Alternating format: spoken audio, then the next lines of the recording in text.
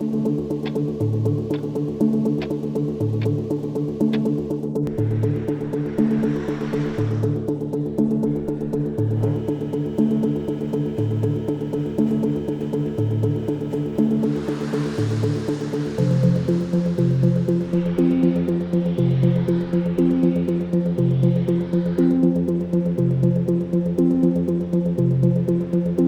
there is an imbalance somewhere, the frequency slightly drops, and some clocks are based on the electric frequency, and when the frequency drops, the clocks run behind. So that's what's happening right now.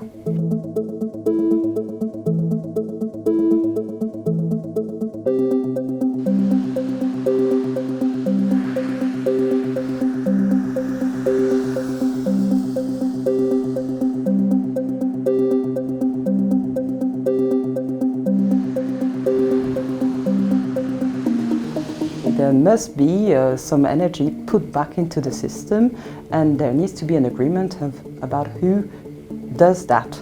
And the Kosovo people would say it's more the Serb people sometimes say it's more the Kosovo government that needs to do that. So the two need to agree on a solution that is agreeable for both of them.